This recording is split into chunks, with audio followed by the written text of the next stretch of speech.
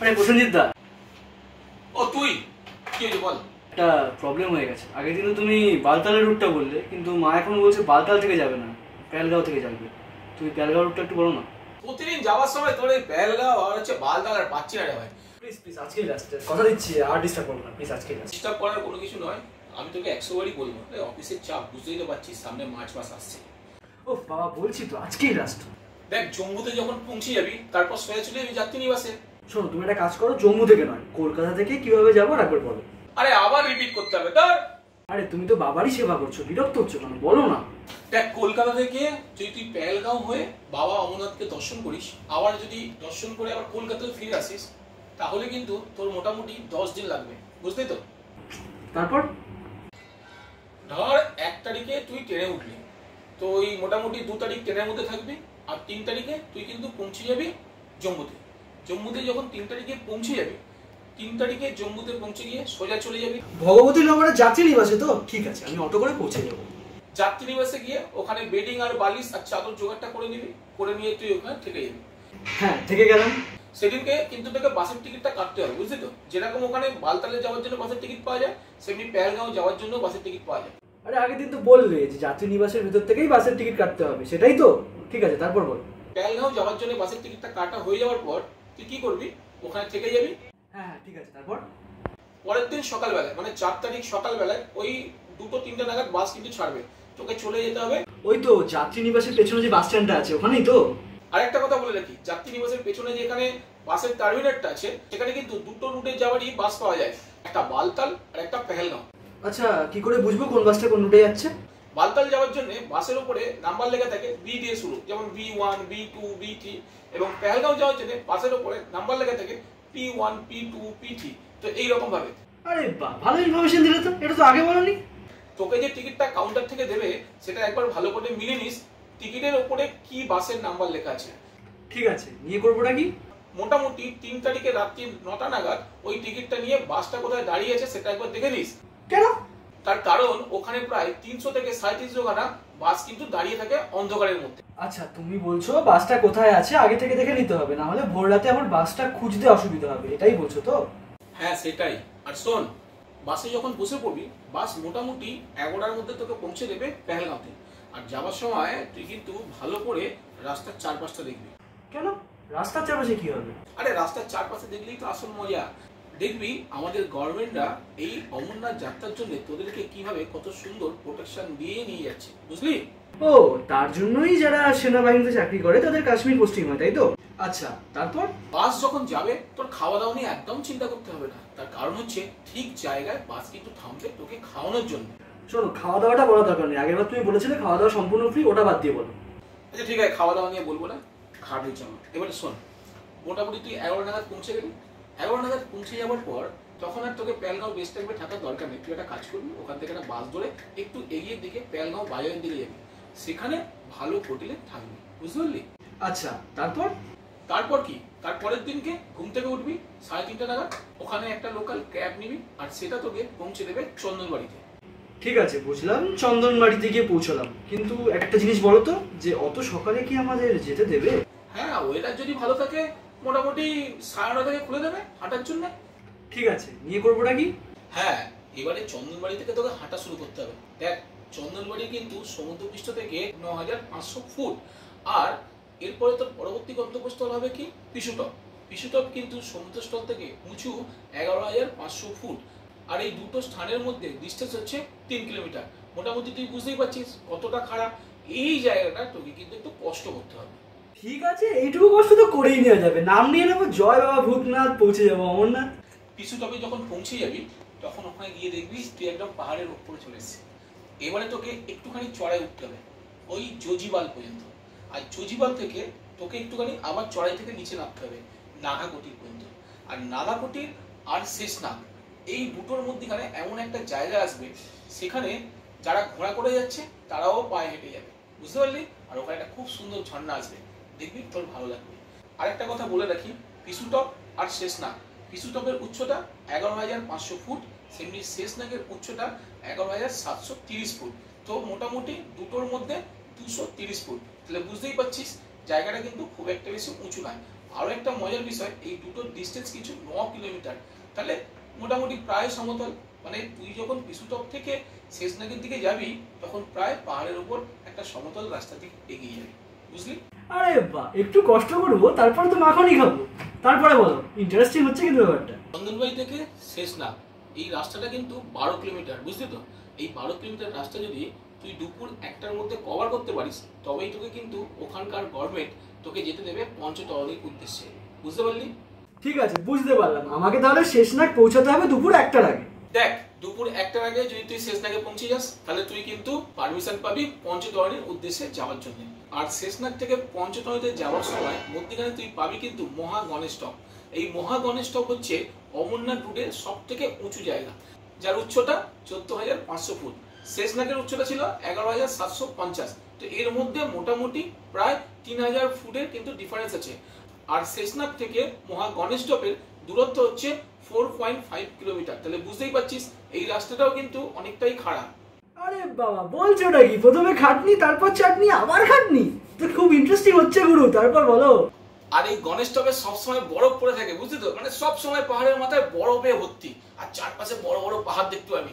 আর দূর থেকে দেখতে পাবি পঞ্চতরণী। পঞ্চতরণী কিন্তু এই গণেশ টপের থেকে অনেকটাই নিচে, তাই গণেশ টপ থেকে পঞ্চতরণী দেখা যায়। আরে সব থেকে উঁচুতে যখন পৌঁছে যাবো তখন তার নিচে জিনিস তো দেখতেই পাবো। কি যে বলো তুমি, তারপর বলো। এবার গণেশ টপ থেকে তোকে পাবিবাল হয়ে যেতে হবে পঞ্চতরণী। আর শোন, এটা কিন্তু একটু ঢাল হবে। তার কারণ হচ্ছে গণেশ টপের উচ্চতা ছিল 14,500 ফুট আর পঞ্চতরণীর উচ্চতা হচ্ছে 12,700 ফুট। তো মোটামুটি 2,000 ফুটের মতন একটা ঢালান আছে এবং এই দুটোর মধ্যে দূরত্ব হচ্ছে 6 কিলোমিটারের মতন। তো এই রাস্তাটা কিন্তু তুই অনেকটা উপর থেকে নিচের দিকে যাওয়ার মতন পাবি, কষ্ট কিন্তু অনেকটাই কম হবে। আরে বাবা, এবার তো তাহলে গড়িয়ে গড়িয়ে যাবো। আচ্ছা, একটা কথা বল, পঞ্চতরণীতে পৌঁছে আমি কি করবো? পঞ্চতরণীতে পৌঁছে তোর কিছু করার নেই, কারণ পঞ্চতরণীতে পৌঁছে তুই কিন্তু অলরেডি কেলিয়ে যাবি। তোকে থাকতে হবে টেন্টের মধ্যে এবং শুয়ে পড়তে হবে।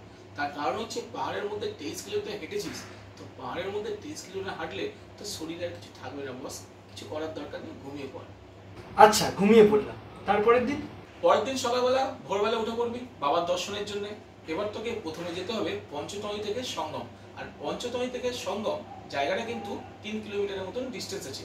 আর এই জায়গাটা কিছুটা উঁচু আবার কিছুটা নিচু, বুঝতে পারলি? খুব রিস্কের রাস্তা, অনেক ভিড় হয় এখানে। আচ্ছা, এই সঙ্গমের মানেটা কি? সঙ্গমের মানে হচ্ছে কি বলতো, যারা হচ্ছে পঞ্চতরণী থেকে যায় আবার যারা বালতাল থেকে যায় তারা কিন্তু ওই সঙ্গম নামক স্থানে কিন্তু মিলিত হয়, বুঝতে পারলি? তাই জন্যই জায়গাটার নাম হচ্ছে সঙ্গম। আচ্ছা, সঙ্গমে পৌঁছানোর পর এবার? সঙ্গমে পৌঁছে যাওয়ার পর এবার তোকে পায়ে হেঁটে যেতে হবে বাবা অমরনাথের গুহার উদ্দেশ্যে, বুঝতে পারলি? সঙ্গম থেকে কিন্তু বাবা অমরনাথের গুহাটাকে বেশ পরিষ্কার দেখা যায়। আরেকটা কথা বলি, এই সঙ্গম থেকে কোনো ঘোড়া কিন্তু বাবার গুহার উদ্দেশ্যে যায় না।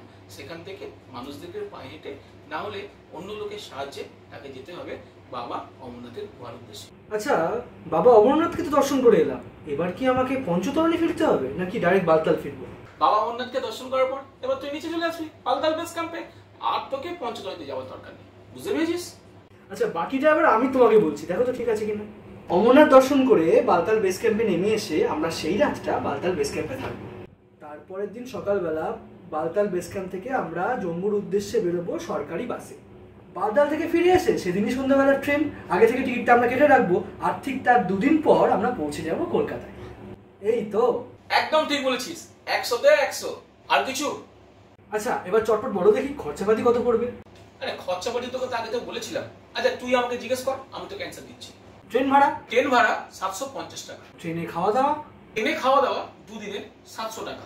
জম্মু থেকে যাত্রী নিবাস যাওয়ার ভাড়া? জম্মু স্টেশন থেকে যাত্রী নিবাস 40 টাকা। যাত্রী নিবাসে থাকার ভাড়া? যাত্রী নিবাসে থাকার জন্য 120 টাকা। যাত্রী নিবাস থেকে পেহেলগাঁও যাওয়ার ভাড়া? যাত্রী নিবাস থেকে পেহেলগাঁও যাওয়ার জন্য 650 টাকা। পেহেলগাঁও থাকার ভাড়াটা? পেহেলগাঁওতে হোটেলের জন্য 500 টাকা। পেহেলগাঁও থেকে চন্দনবাড়ি যাওয়ার ভাড়া? পেহেলগাঁও বাজার থেকে চন্দনবাড়ি যাওয়ার জন্য 300 টাকা। যদি আমি শেষনাগে থাকি তাহলে ট্রেনটার খরচা কত পড়বে? শেষনাগে যদি তুই থাকিস তাহলে তোর ট্রেন ভাড়া পড়বে 600 টাকা। আচ্ছা, আর পঞ্চতরণীতে ট্রেনের ভাড়াটা? পঞ্চতরণী ট্রেন ভাড়া মিনিমাম 800 টাকা। বাবা অমরনাথ দর্শনের জন্য ক্লকরুমের পয়সা? জামা কাপড় রাখার জন্য 100 টাকা। আর ওই বালতাল বেস ক্যাম্পে ট্রেনের ভাড়াটা কত? বালতালে ট্রেনের ভাড়া 350 টাকা। আচ্ছা এবার বলো তো বালতাল থেকে জম্মুতে আসার জন্য বাসের ভাড়াটা কত লাগছে? বালতাল থেকে জম্মুতে আসার জন্য 850 টাকা। আচ্ছা সবই তো হলো, বাস স্ট্যান্ড থেকে জম্মু স্টেশনের ভাড়াটা? জম্মু বাস স্টপ থেকে রেলওয়ে স্টেশন 40 টাকা। আচ্ছা এবার বলো জম্মু স্টেশন থেকে কলকাতা স্টেশন মানে ফিরে যাওয়ার শেষ স্টপেজের ভাড়া কত? জম্মু থেকে কলকাতা স্টেশন 750 টাকা। আর ট্রেনের মধ্যে খাওয়া দাওয়ার খরচাটা? আর ট্রেনের মধ্যে দুদিনের খাওয়া দাওয়া তোর জন্য 700 টাকা। আরে তুমি না পুরো কিপটে তো কিপটেই রইলে। আচ্ছা শোনো এবার আমি তোমাকে বলছি টোটাল ভাড়াটা কত হলো। ও হ্যাঁ, টোটাল ভাড়া তাহলে হলো 7,250 টাকা। তাহলে হলো গিয়ে কলকাতা থেকে ভায়া পেহেলগাঁও হয়ে আবার কলকাতা ফিরে আসতে টোটাল আমাদের লাগছে 7,250 টাকা, এই তো? একদম ঠিক বলেছিস। কলকাতা থেকে পেহেলগাঁও রুটে অমরনাথ দর্শন করে আবার কলকাতায় ফিরে আসতে মাথা পিছু খরচ লাগবে 7,250 টাকা। তাহলে আমি বাজেটটা পেয়ে গেলাম, এবার মাকে গিয়ে বলবো, মা যা ডিসাইড করবে তাই হবে। আচ্ছা ঠিক আছে, কাকিমাকে জিজ্ঞেস কর ব্যাগ কি হয়। আচ্ছা অনেক তো কথা বললাম, এবার চলো। আবার কোথায় যাব? পাশে একটা মেলা হচ্ছে, একটা ভালো জিনিস তোমাকে খাইয়ে নিয়ে আসি।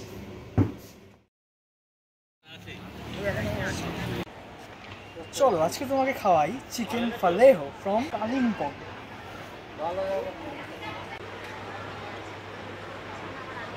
चिकन फले each plate 2 piece 50 रुपये या 50। চিকেন ফালেহো প্রতি 2 পিস 50 টাকা। আসুন দেখি কেমন খেতে।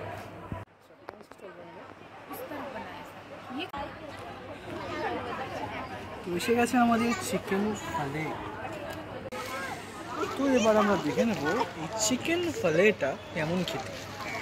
শুরু করা যাক। এটা অনেকটা একটা ময়দার পুরের ভেতরে এরা চিকেনের স্টাফিং দিয়েছে। আমি একটু টেস্ট করে দেখবো এদের এই মিসি পিসি চাটনির সাথে কেমন লাগে। আপনারা দেখছেন এই যে চাটনিটা, এটাকে বলে একটা মিসি পিসি চাটনি। তো এটার সাথে আমি দেখে নেবো যে কেমন লাগছে খেতে।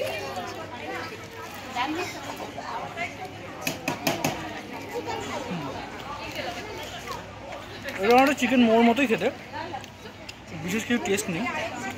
আপনার চিকেন মোমো খেলে একই টেস্ট, আলাদা কিছু নেই।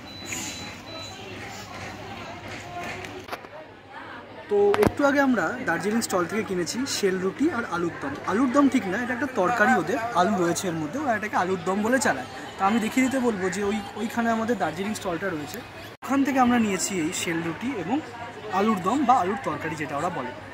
তো আমরা এটাই টেস্ট করে দেখবো যে এটা কেমন খেতে এবং কি কি দিয়ে তৈরি, এটা আমরা বর্ণনা করার চেষ্টা করব। আপনারা দেখুন। নিলাম শেল রুটি, সাথে আমি একটু তরকারি ডুবিয়ে খেয়ে নেব, খেয়ে দেখবো এটা কেমন খেতে।